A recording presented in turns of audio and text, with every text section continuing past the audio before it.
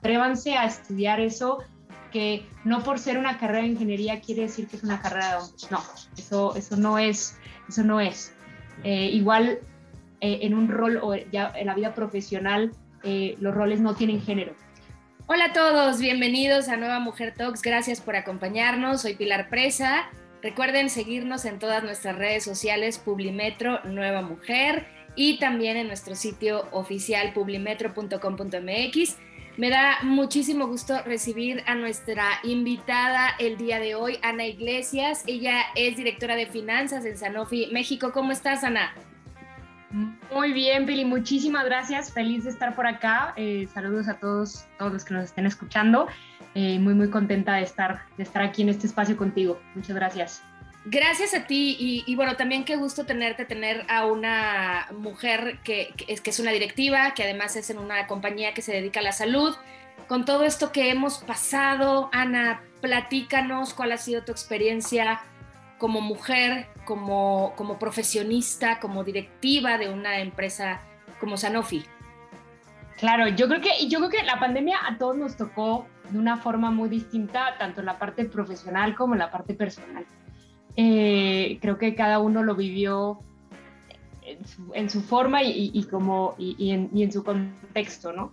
Particularmente en la parte profesional, estando en la rama de la salud, creo que la pandemia nos vino a tener ciertos cuestionamientos de cómo nos cuidamos nuestra propia salud, ¿no? Entonces, los consumidores y los pacientes son más atentos a la parte de salud. Creo que eso nos va a ayudar en general como población, como México, a cuidarnos un poco mejor, ¿no? Entonces, y también eso es como individuo en la industria. Ahora, en la pandemia también nos trajo incertidumbres dentro de la empresa, y creo que eso, y particularmente en el rol que juego yo dentro de la empresa como en la dirección de finanzas, pues toca tener y tomar decisiones mucho más pragmáticas, o quizás no con toda la información que podemos tener, ¿no? Creo que la pandemia nos trajo incertidumbre sobre el mercado, el comportamiento de los consumidores, en comportamiento también del flujo crediticio que hay y del flujo en el país, el crecimiento, la inflación, ciertos temas macroeconómicos también que afectan y te afectan en la toma de decisiones. Pero creo que particularmente y muy en el caso personal ayudan a tener un poquito más de planeación de distintos escenarios, de qué puede pasar. Qué pudiera pasar si la inflación se va para arriba, para abajo, para tal, ¿no? Entonces, ayudar a la organización desde el punto de vista en la dirección de finanzas a tomar esas decisiones para ver cómo manejar ese futuro, cómo manejar esa cadena de suministro, cómo manejar las finanzas y el flujo de caja, se volvieron más relevantes. Entonces, digamos, el papel que juega un CFO, una compañía, se volvió copilotear el negocio, copilotear esa toma de decisiones con más claridad en la información que se pudiera tener, y también assumptions o ciertas suposiciones en las cosas que no se podían saber, ¿no? Y tomar esas decisiones en conjunto con el negocio. Pero nos dejó muchos aprendizajes, eso sin duda. Y fíjate que ahorita me sorprende mucho lo que me cuentas, porque uno tendría la idea de que todas estas empresas que se dedican a la salud, pues les fue bien con la pandemia, porque pues pasó lo que ellos combaten, ¿no? Entonces, pero no, también tuviste retos en cuanto a poder distribuir los recursos y ante la incertidumbre, ¿no? Me encantaría que me compartieras uno de esos aprendizajes que les quedaron. Yo creo que y me lleva un punto en esa toma de decisiones, de ampliar el espectro de los diferentes escenarios de lo que pudiera pasar. Creo que cuando llegó la pandemia, digamos, en los crecimientos de las distintas economías del mundo y la economía de México, ¿qué pasa si crecemos más o menos? Creo que antes de la pandemia no teníamos tantos escenarios en la mesa, y hoy o después de la pandemia se ampliaron esa gama de suposiciones. Entonces, se amplió la perspectiva. Creo que dimos un paso atrás de entender qué cosas pudieran pasar. Cosas que antes quizás lo hubiéramos dado por certero o más estable, estaba inestable. Entonces creo que es un punto. Si bien, como dices, empresas de la salud, tienes altos y bajos. Creo que cadena de suministro es algo que en general a todo mundo y en las empresas de salud también nos afectó. La variabilidad de la demanda de los productos de salud hizo que hiciera también una cadena hacia adentro de ciertos efectos de variación de demanda y uno toca acostumbrarse. Creo que me preguntabas de los aprendizajes. Creo que uno también de los aprendizajes es ese amplio espectro de escenarios y ver qué cosas pudieran pasar, pero también la resiliencia de las organizaciones. De la noche a la mañana nos metieron a trabajar desde casa, con diferentes contextos, cada una de las personas, cada uno de los empleados con diferentes contextos en casa, y la resiliencia de seguir siendo productivos, de seguir siendo y entregando, aún así estando en confinamiento. Creo que esa resiliencia que cada uno aprendió a tener y cómo lo vivió, importante. Y como compañías, como conjunto de personas, esa resiliencia se ve reflejada en eso. Que también, por otro lado, yo agradezco también mucho estar en compañías que también son muy conscientes de eso, ¿no?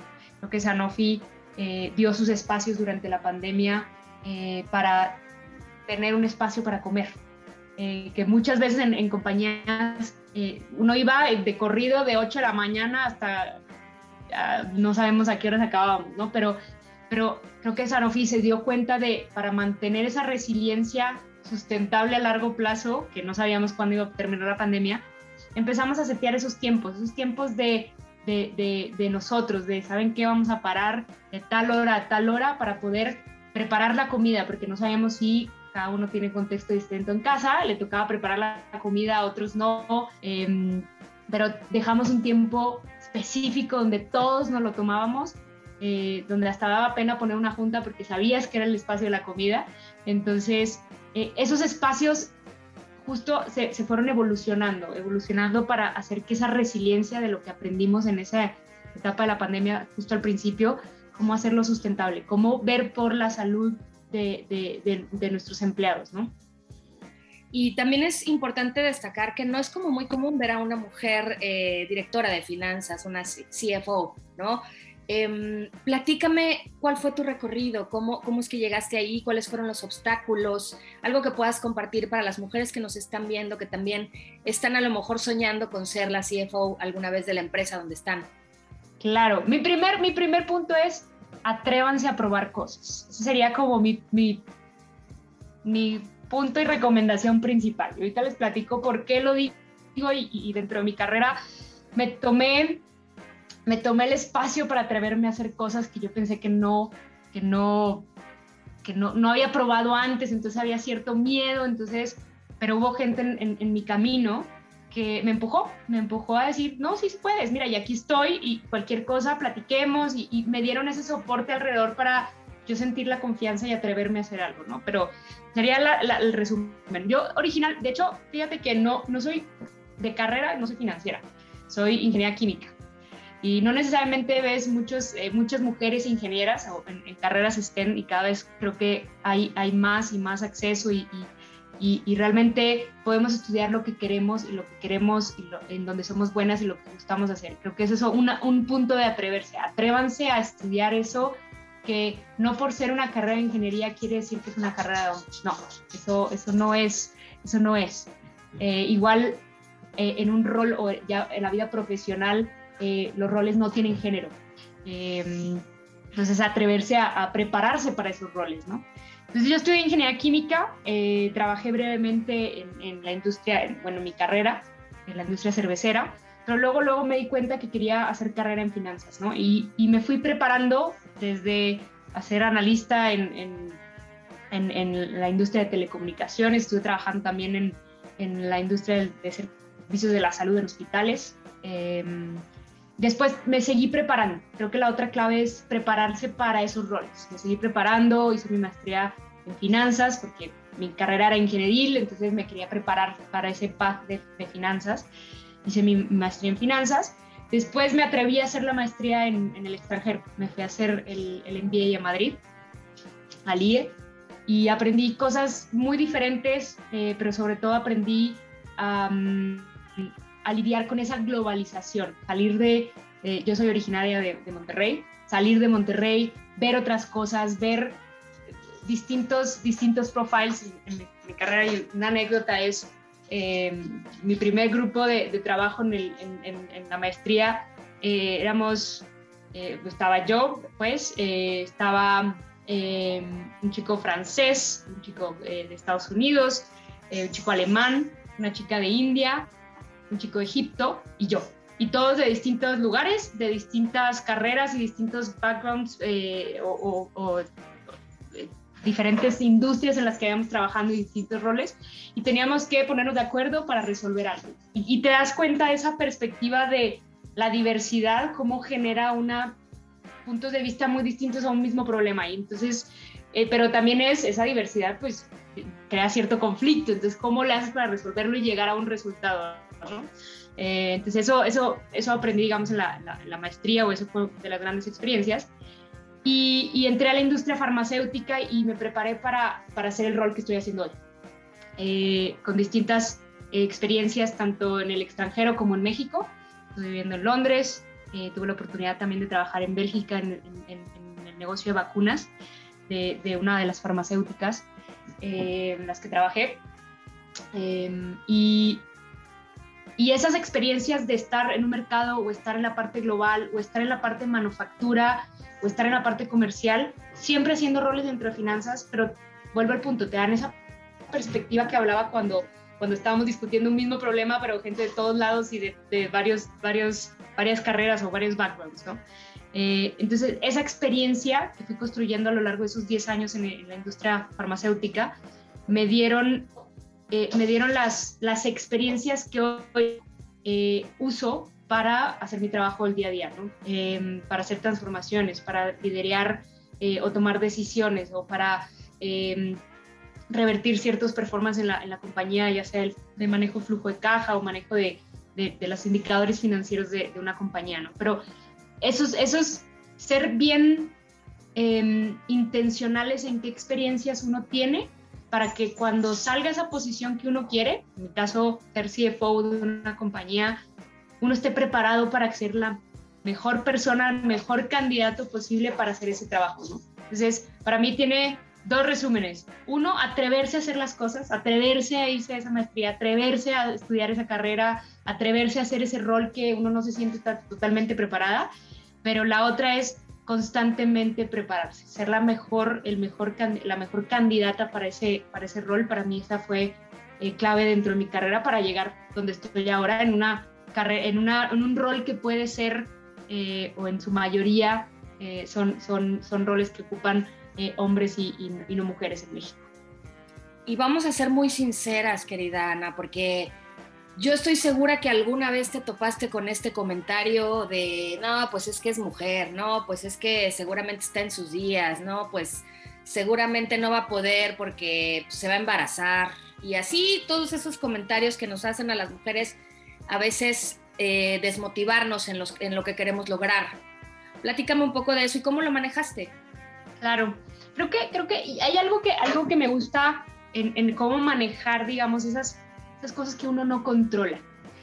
Yo me enfoco mucho en las cosas que yo puedo controlar o que yo puedo influenciar. Y hay veces que esos tipos de comentario, en ese momento, pues no controlo lo que la otra persona piense, considere, quiera decir y demás, pero sí controlo que, por ejemplo, o sí influencio que haya más mujeres preparadas para hacer esos roles, que cambiemos esa creencia, ¿no?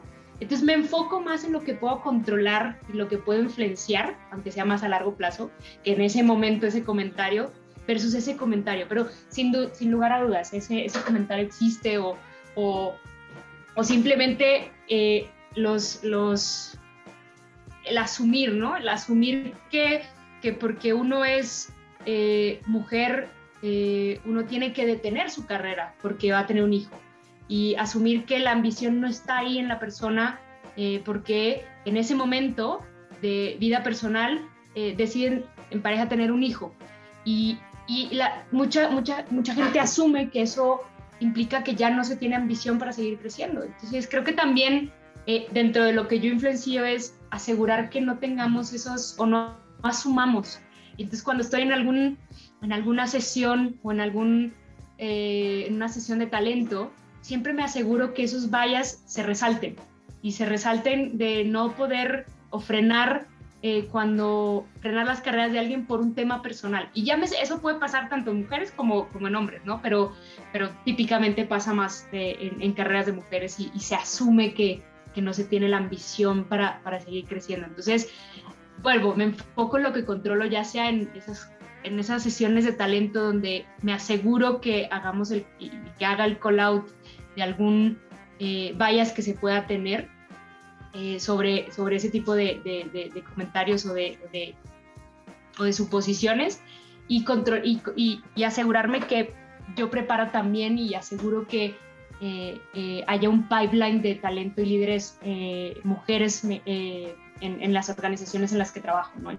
Ya sea en mi organización o en las organizaciones que tengo, digamos, influencia en la compañía, ¿no? Muchísimas gracias, Ana. Se nos acabó el tiempo. Por último, y si puede ser muy breve, ¿qué es lo que se está haciendo en Sanofi para evitar justamente estas situaciones, para evitar la brecha de género y la brecha salarial, entre muchas otras? Claro, me encanta resaltar una, y me encanta porque es de equidad. Tenemos un parental leave, que es hombres, mujeres, tienen 6 meses de parental leave donde tienen la decisión de tener un hijo, adoptar un hijo, tienen la posibilidad de invertir tiempo con su familia y su hijo y regresar a la compañía y retomar donde estuvieron, ¿no? Entonces, para mí creo que esa es una de las cosas muy prácticas y muy duras que también estamos haciendo para acortar esa brecha y asegurar que tengamos equidad. A mí también me parece que es maravilloso. Gracias, Ana, por estar en Nueva Mujer Talks. No, Pili, muchísimas gracias por la invitación y de verdad muchísimas gracias. Aprecio mucho el tiempo y la conversación. Gracias a ustedes, nos vemos la próxima.